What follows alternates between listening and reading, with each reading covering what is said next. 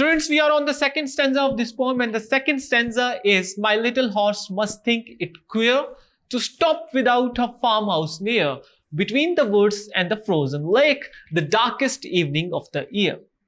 If we talked about the rhyming scheme, तो rhyming scheme वही follow हो रही है जो रॉबर्ट फ्रॉस्ट ने फर्स्ट स्टैंजा में फॉलो की थी, यानी कि फर्स्ट टू लाइंस जो है वो आपस में राइम कर रही हैं with the word square and near. The third line जो कि अनराइमिंग लाइन है, यहां पे लास्ट वर्ड लेक है जो कि पहली दो लाइन के साथ राइम नहीं कर रहा। Same as the first stanza, यहाँ पे भी लास्ट लाइन जो है वो फर्स्ट टू लाइंस के साथ राइम कर रही है with the word here. So queer, near and year, ये तीनों वर्ड्स आपस में राइम कर रहे हैं, तो राइमिंग स्कीम वही रहेगी, सेम रहेगी, ए ए बी ए। यानी कि अगर फर्स्ट लाइन को हम ए कहते हैं तो first, second and fourth line ये तीनों ए होंगी, क्योंकि ये आपस में एक जैसे हम आवाज अल्फाज हैं, यानी कि ये राइमिंग एक वर्ड्स, इनकी जो आखिर लास्ट वाले वर्ड्स हैं ये आपस में राइम कर रहे हैं, यानी एक जैसा साउंड प्रोड्यूस कर रहे हैं। तो बी जो है वो थर्ड लाइन, क्योंकि वो बाकी किसी लाइन के साथ राइम नहीं कर रही इसको,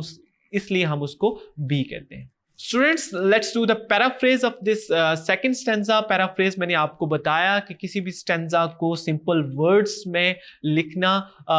without we can say the altering the length, actual length of the stanza, हम उसको सिंपल अल्फाज में कन्वर्ट करते हैं, दैट वर्ड पैराफ्रेजिंग मींस। तो we can say the in second stanza the narrator of the poem says that his horse whom he is using as a carriage must think it's strange to stop here between the woods and the frozen lake in the evening, as he normally stops near a farmhouse. It means कि students जो घोड़ा अपने साथ as a carriage के तौर पे उसने लाया है, वी कैन से पोइट के साथ एक घोड़ा है जिसपे उसने कुछ सामान वगैरह लाया होगा, that can be the food for his family, कुछ भी हो सकता है। तो वो यहाँ पे पर्सोनिफाई करता है राइटर घोड़े को, कि वो सोचता है कि क्या ये डेंजरस नहीं है यहाँ पे रुकना, ना कोई फार्म हाउस है, ना कोई रहने की जगह है, ना कोई शेल्टर है, ऊपर से बर्फ भी पड़ रही है और मेरा मालिक यहाँ पे रुक गया है। Isn't strange?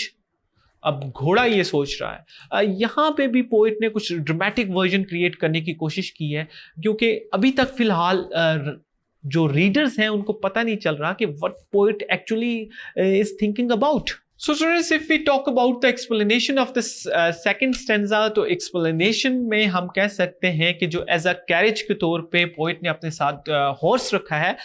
he also feels kind of a strange कि why his owner is stopping at such a place जहाँ पे ना कोई घर है, जहाँ पे ना कोई farm house है, जहाँ ना पे कोई inn है, ना hospice है कोई,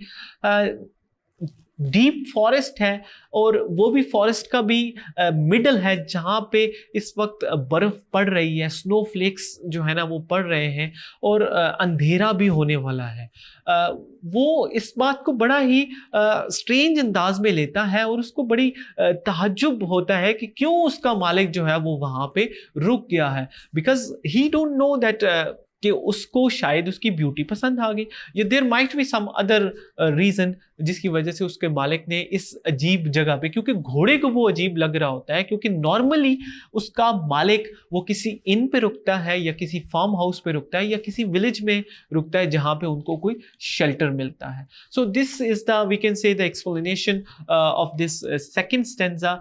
सेकंड स्टैंजा की एक्सप्लेनेशन है कि जो आपकी टेम्पटेशंस हैं, जो आपकी विशेस हैं, वो अट्रैक्टिव होती हैं। अट्रैक्टिव इन द सेंस कि वो आपको अट्रैक्ट करती हैं, वो आपको अच्छी लगती हैं और आप उनको अपनाना भी चाहते हो, which might be strange for other peoples. वो आपके सराउंडिंग के लोगों को, आपकी फैमिली को, जब आप अपनी विशेस को फुलफिल कर रहे हो तो मे बी उनके लिए वो स्ट्रेंज लगे कि this man actually don't care about us any more. So here यहाँ पे हॉर्स जो है वो वी कैन से यहाँ पे सिंबलाइज कर रहा है रिस्पॉन्सिबिलिटीज को, ड्यूटीज को। अब ये रिस्पॉन्सिबिलिटीज और ड्यूटीज जो हैं ये उनके लिए स्ट्रेंज हो जाएगा कि आप अपने आप पे फोकस करने लग गए या अपनी रिस्पॉन्सिबिलिटीज को भूल के उन डिजायर्स के पीछे लग चुके हैं। I hope you understand the explanation of the second stanza. Let's move to the third one.